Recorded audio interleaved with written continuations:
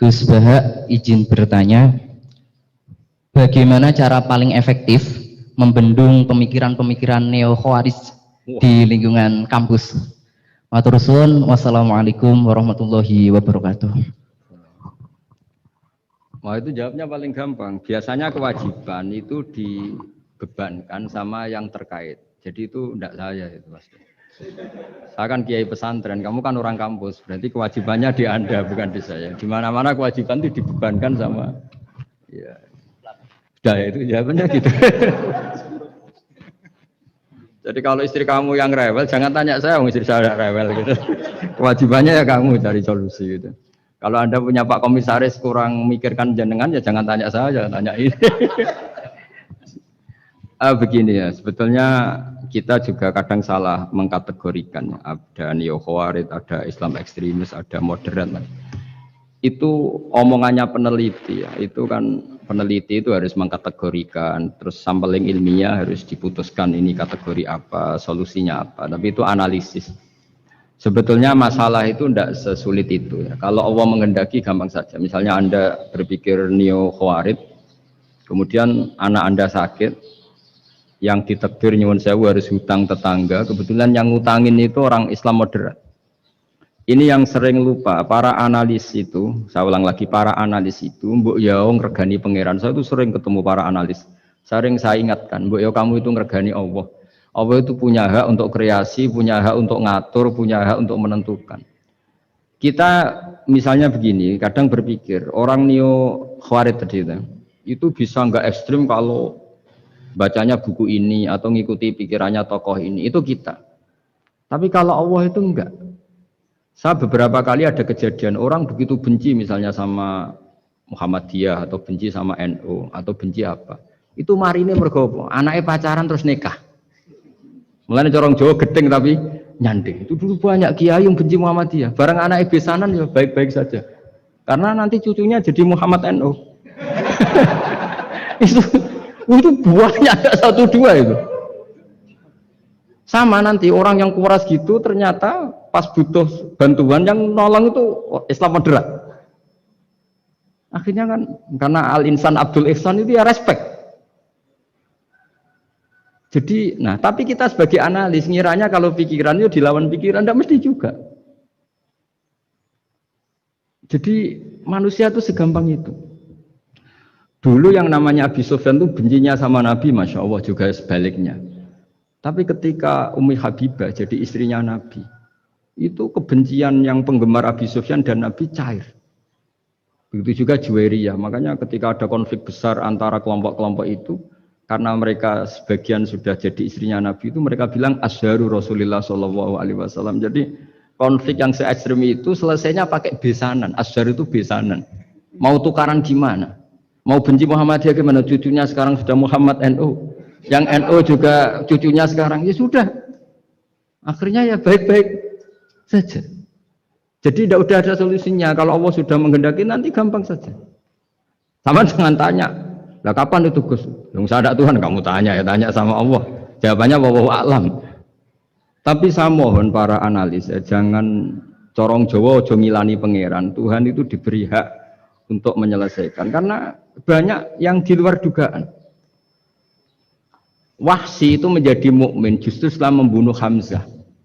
Khalid bin Walid menjadi mukmin justru setelah menang di perang Uhud. Tapi kalau Allah menghendaki segampang itu. Yaitu ketika Khalid bin Walid menang di perang Uhud karena sahabat melanggar perintah Nabi harus tetap di atas gunung sementara mereka melanggar turun ke gunung. Itu Khalid bin Walid itu, wah Muhammad itu luar biasa. Anak buahnya melanggar saja dikasih sanksi, apalagi kita. Ini berarti orang yang sangat diperhatikan oleh Tuhannya. Terus dia cara berpikir begitu. Akhirnya masuk Islam. Banyak orang masuk Islam itu malah pas menyembah Tuhannya, Tuhan berhala. Itu ada orang Arab, zaman Arab dulu. Pas mau nyembah berhalanya, pas ada luwak kencing di kepala berhala itu. Terus dia, aduh punya Tuhan kok gak keren, gimana? Terus masuk Islam. Jadi dia dapat hidayah pas keliru. Kalau dalam cerita kewalian ya Sunan Kalijogo itu, dia jadi muridnya Sunan Bonang. Kenalan pertama karena begal Sunan Bonang. Pas begal malah jadi murid. Jadi kalau Allah itu punya sekian cara. Kadang kiai itu nggak bisa mengislamkan orang, tapi banyak mahasiswa punya pacar non muslim itu yang islamkan pacarnya. Ribet kan kalau sudah mau apa coba itu memang. Ya sudah, Allah itu diberi hak ya tetap Allah sebagai Tuhan itu tidak usah. Mbah Mun itu diantara yang sering dikatakan beliau itu dulu saya juga agak protes dengan tanda kutip, tapi beliau ngendikan ya saya sami'na wa ata'na. Kata beliau gini, hak sok itu sing gawa agama nang Indonesia itu pegawai negeri. Yang bawa agama kemana-mana itu pegawai negeri. Saya sempat protes. Lah santri bah, mau santri karuan mau santri. Tapi setelah saya jadi kiai, ya bebas. Setelah saya jadi kiai ini kan sudah jadi kiai betul, sudah jadi kiai betul. Tanpa SK kan kiai. Kalau komisaris pakai SK, kalau kiai itu nggak usah SK. Setelah saya jadi kiai itu sering ada tamu dokter, ada tamu tentara, ada tamu pegawai-pegawai negeri. Itu bilang, saya ini dokter, karena saya dokter. Kadang datang di pedalaman Papua, NTT itu kan atas nama dokter, yaitu di puskesmas desa-desa tertinggal.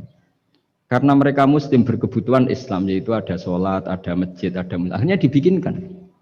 Dan orang ke sana, orang di sana yang mau apa coba? Wong itu negara. Coba kalau yang datang kita sebagai kiai, dianggap misionaris kan? Artinya begitu juga di Belanda misalnya atau di New Zealand atau di Jerman. Saya punya banyak kawan yang duta di kedutaan. Gara-gara persahabatan mereka duta besar, mereka muslim. Gara-gara muslim berkebutuhan bikin masjid. Akhirnya di negara-negara non-muslim juga banyak masjid dibikin kedutaan, dibikin mahasiswa. Nah, tapi kalau kita jadi analis, mungkin kita hanya agama ini diajarkan oleh ulama, dibawa oleh santri. Tapi tidak seperti itu. Nyatanya Allah dengan kehendaknya bisa saja menyalurkan agama ini lewat PNS, lewat macam-macam. Jadi Allah itu maha kuasa. Makanya kita ini hanya bersaksi bahwa innallaha ala kulli syai'in. Nah kita sebagai kiai memang bantu mengenalkan ahkam fikihnya yang detail-detail itu. Tapi kalau menyebarkan Islam itu Allah punya cara. Saya kemarin pas ketemu Habib Quraisy di antara yang diceritakan itu, orang Inggris itu kadang kenal Islam itu ya lewat Muhammad Salah itu pemain bola itu. Karena mereka tidak ingin ngamati kiai, yang ingin diamati pemain bola. Jadi pertama itu orang Prancis itu tidak benci Islam itu gara-gara Zainuddin Yazid Zidane itu. Zizou itu loh. Itu namanya Zainuddin Yazid. Yazid Zainuddin kena bahasa Prancis jadi Zinedine Zidane. Itu dulu imigran dari Aljazair itu dibenci sama orang Prancis. Tapi setelah yang membawa Prancis juara itu adalah seorang Zidane. Itu terus mereka agak benci Islam karena yang membawa kebanggaan Prancis juara dunia. Apalagi kalau nggak salah pas itu ada 3 pemain Muslim Prancis. Orang ngira orang Prancis tidak benci Islam kan nunggu toleransi beragama lewat buku-buku toleran. Ternyata enggak karena pemain. Ada Pak. Kalau mau menghendaki sampai jurnal-jurnal di Prancis setelah juara dunia siapa bisa membenci orang Aljazair? Mereka harga kita, mereka martabat kita. Padahal dulu pandang sebelah. Dulu itu orang di Inggris, pemain Inggris, itu kalau mau sholat susah, mau puasa susah. Terus mereka ingin minta hak puasa kalau musim puasa. Tapi menjadi mudah di luar dugaan. Manchester City dibeli Sulaiman Al-Fahim. Ya sudah mau apa coba manajernya yang punya muslim. Nah, larang sholat tak pecat. Ya akhirnya ya malah ada masjid. Pelatihnya kalau ada yang puasa gitu, monggo dari akan mau apa coba. Segampang itu kalau Allah mengubah dunia. Makanya disebut ya muhawwilal ahwal hawil ahwalana ila ahsanil hal, ya muqallibal qulub sabit qalbi ala dinik. Ya udah pokoknya semua itu ya kita ikhtiar tapi tetap yakin Allah yang punya cara. Dalam sejarah yang terkenal Islam masuk Indonesia itu tidak lewat ustaz, lewat pedagang. Versi sejarah yang terkenal meskipun banyak versi.